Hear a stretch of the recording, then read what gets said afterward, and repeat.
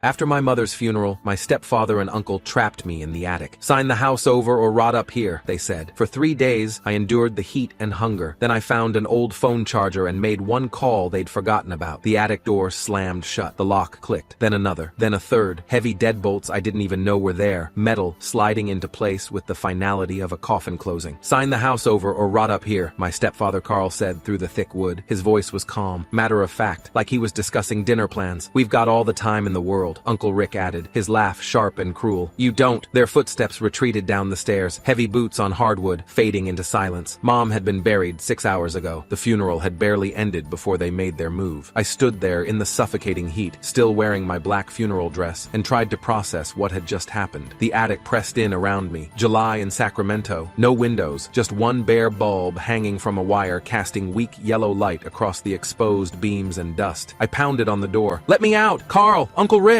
Nothing, just silence and heat and the horrible realization that no one was coming. I'd lived in this house my entire life, 24 years in the 3-bedroom Craftsman on Maple Street that Mom had inherited from her parents. Every memory I had was built between these walls. First steps, birthdays, high school graduation, coming home from college to find Mom sick, so sick, the pancreatic cancer that would take her in 8 months. Carl had appeared during month 3 of Mom's diagnosis. Widower, she'd said, lost his wife to breast cancer, understood what we were going through. He was attentive, helpful, present, everything Mom needed while I was trying to work full-time and be her caretaker and not fall apart. They got married at City Hall during month 6. Quick ceremony, just me and Uncle Rick as witnesses. Mom said she didn't want to die alone, said Carl made her feel safe. I'd trusted him because Mom did. Uncle Rick, Mom's younger brother, had always been the family disappointment. 3 failed businesses, 2 divorces, a talent for showing up whenever someone had money and disappearing the moment you needed help. He'd been absent for most of Mom's illness, appearing only at the end when he smelled opportunity. Mom's will was crystal clear. I'd been there when she'd drafted it with her attorney, Janet Cordova, at the law offices downtown. The house went to me. Her savings, what little remained after medical bills, went to me. Carl got nothing. He'd been her husband for exactly 4 months when she died. I love him, Mom had said weakly from her hospital bed, explaining her decision. But this house is your history, your future. I need to know you'll always have a home. Carl had smiled and said he understood completely. He'd lied. My phone was dead. They'd taken my charger when they'd herded me up to the attic. Carl gripping my arm, Uncle Rick blocking my escape, both of them stone-faced and silent until the door locked behind me. The property deed sat on the floor where they'd thrown it, a single sheet of paper, transfer of ownership. My name in one blank, a signature line below it, a blue pen beside it, rolled against the baseboard like an accusation. Just sign it, Maya, Carl had said before locking me in, his voice gentle, almost paternal. Your mother would want this. She'd want family to have the house. Liar. Manipulative liar. Mom's will couldn't have been clearer. Janet Cordova had explained it to me after the reading the day before. Carl had no legal claim. The house was mine, free and clear, paid off decades ago by my grandparents. But they didn't care about legality. They cared about forcing my hand before the will went through probate. If I signed now, under duress, would it even count? Probably not. But they were gambling on desperation, on heat exhaustion, on fear. I looked around the attic, boxes everywhere, Christmas decorations, old photo albums, my childhood toys packed away in plastic tubs, Mom's overflow storage from when she'd downsized her life, preparing for the end. The heat was unbearable. Even at 8 in the evening, with the sun finally setting, the temperature up here had to be 95 degrees, maybe higher. The single bulb offered no ventilation, no relief. The first day was rage. I screamed until my throat was raw, kicked the door until my feet bruised, threw boxes at the walls, hearing things shatter inside. Christmas ornaments, probably, or picture frames, things that mattered once and meant nothing now. The house below was empty. I could tell from the silence. They'd sent everyone home after the funeral. Mom's friends from church, my co-workers who'd come to pay respects, the neighbors who'd brought casseroles and condolences. Maya needs space to grieve, I'd heard Carl tell them, his voice carrying up the stairs before they'd trapped me. She wants to be alone with her mother's things, process everything. Nobody questioned it. Grief was private. Grief was sacred. Nobody would come looking. I tried the door again and again, throwing my weight against it, but those 3 deadbolts held firm. The door itself was solid oak, original to the house, built in 1947 when they made things to last. My phone stayed dead in my hand, 3% battery when they'd taken my charger, now a black mirror reflecting my own desperate face. I tried to think, tried to plan, but the heat was already making everything fuzzy, harder to focus. I found water around midnight, thank God. Mom had stored cases of bottled water up here, probably for emergencies, earthquakes, the disaster preparedness she'd learned from her parents who'd lived through the Depression. Plastic bottles stacked against the far wall, covered in dust but sealed. I drank an entire bottle in 30 seconds, warm, plastic tasting, life-saving. life-saving. The second day, the heat became unbearable. I woke up soaked in sweat, my funeral dress clinging to my skin like a second layer. The black fabric absorbed every degree, turning me into a human oven. I stripped down to my bra and underwear. The funeral dress went in a heap in the corner. Modesty meant nothing when you were dying. Around what I guessed was noon. Judging from the worst of the heat, I heard footsteps on the stairs. Carl's voice. Maya, you ready to be reasonable? I crawled to the door. My legs were weak already. Let me out. Sign the deed. No. Something slid under the door. A granola bar. Nature Valley. Crunchy oat. The kind that exploded into 1,000 crumbs when you opened it. That's lunch, Carl said. Dinner too if you don't cooperate. I'm not signing anything. Your choice. His footsteps retreated. Stopped. You know, your mother really loved this house. It'd be a shame if something happened to it. If someone, say, forgot to pay the property taxes. Let it fall into disrepair. Condemned. It's not yours to destroy. Not yet, he said, but it will be, one way or another. I ate the granola bar. Hated myself for it. Hated that I needed it. But I was already getting weak. The heat was pulling moisture from my body faster than I could replace it. My lips were cracked. My head pounded. Everything shimmered in the heat, like the attic was underwater. I tried the door again, pounded on it, screamed. Nothing. Just silence and the sound of my own ragged breathing. By the third day, I was barely conscious. I'd wake up in pools of sweat, drink water, pass out again. The cycle repeated endlessly. Time lost meaning. Minutes felt like hours. Hours felt like days. I lay on the floor in just my underwear and tried to think clearly through the heat haze. How long could they keep me here? Days? Weeks? How long before someone noticed I was missing? My job at the marketing firm would wonder where I was by Monday. That was still 2 days away. HR would call. Eventually. My best friend Jenna was on vacation in Hawaii, not back until next week. My aunt, Mom's sister, was in Oregon. She'd promised to check in soon, which meant never. Nobody was coming. Then I noticed something. An old desk in the corner. Mom's desk from when she'd used this attic as a home office back in the 90s. White painted wood, 3 drawers, buried under boxes I'd been too exhausted to explore. I crawled over. The movement made my head spin, made black spots dance in my vision. I pulled open the drawers one by one. Office supplies, dusty pens, yellow legal pads, photographs from decades ago. Mom young and laughing, holding me as a baby. The second drawer held files, old tax returns, medical records. The third drawer stuck. I yanked harder. It jerked open. Inside, a tangle of cables, old computer cords, USB cables, adapters, and a phone charger. Ancient, white plastic yellowed with age, but the same model as mine. The rectangular charging block, the lightning cable. My hands shook as I picked it up. Please work. Please, please, please. I crawled to the outlet near the desk, the same circuit as the overhead bulb. I plugged in the charger with trembling fingers. The outlet worked. Green light on the charging block. I connected my phone. The screen stayed black for 30 agonizing seconds. Then the Apple logo appeared, white on black. The most beautiful thing I'd ever seen. The phone powered on. 2% battery, then 3, 4. I had one chance. Maybe 2 calls before they heard me. Before they came upstairs and took the phone, took my last hope. Who could I trust? Not the police. Carl was buddies with half the Sacramento Police Department. Golf every Sunday at Hagen Oaks. His face all over Facebook in group photos with cops and judges. Not my aunt. She'd sided with Uncle Rick immediately after the funeral. Not my co-workers. Nobody would believe this story. Then I remembered. Mom's lawyer, Janet Cordova, the woman who'd drafted Mom's will, who'd sat with us in that sterile office and listened to Mom's wishes, who'd looked me in the eye and said, "I'll make sure your mother's intentions are honored." I found her business card in my phone contacts. Janet Cordova, attorney at law, estate planning and probate. My battery hit 5%. I called. 1 ring. 2. This is Janet Cordova. Janet, it's Maya Chen. My voice came out as a whisper, hoarse from screaming, raw from dehydration. I need help. Maya? Her voice shifted immediately, concern replacing professional neutrality. Are you all right? Where are you? I tried calling yesterday about the probate paperwork. Carl locked me in the attic. The words tumbled out fast, desperate. My stepfather and my uncle. 3 days ago, right after the funeral. They won't let me out until I sign over my mother's house. Silence. Long enough that I thought the call had dropped. Janet, are you serious? Her voice was steel now. Maya, are you telling me they've held you prisoner for 3 days? Yes. No food except 1 granola bar. Water I found up here. They have 3 deadbolts on the door. My phone was dead. I just found a charger. Stay on the line. I heard rustling, movement, her voice moving away from the phone. I'm calling law enforcement right now. Don't hang up. My battery hit 6%, then dropped to 5. The charging was slow, the ancient cable struggling. Janet, Carl's friends with the local cops, half the department. They play golf together. They won't let me handle that. Her voice was back, firm and commanding. Keep this line open. I'm calling the California State Police. They have jurisdiction. Carl's buddies can't help him with state troopers. I heard her typing rapidly, making another call on what must have been a second phone. 4% battery. The red warning appeared. Downstairs, voices. Carl and Rick arguing about something. TV news playing. The sounds of normal life while I rotted in the attic. 3%. Maya, officers are en route from the state police barracks in West Sacramento. 20 minutes. Can you hang on? I don't have 20 minutes of battery. My voice cracked. Janet, what if they won't? You're going to be fine. Stay quiet. Don't let them know you made this call. 2%. I heard heard cars outside, multiple vehicles, the sound distinct, even through the attic, engines shutting off, doors slamming, heavy footsteps on the front walk, 1%, pounding on the front door, aggressive, official. State police, open this door immediately. Carl's voice rose in sudden panic. What? What's this about? There's been some mistake. We have a report of unlawful imprisonment and kidnapping.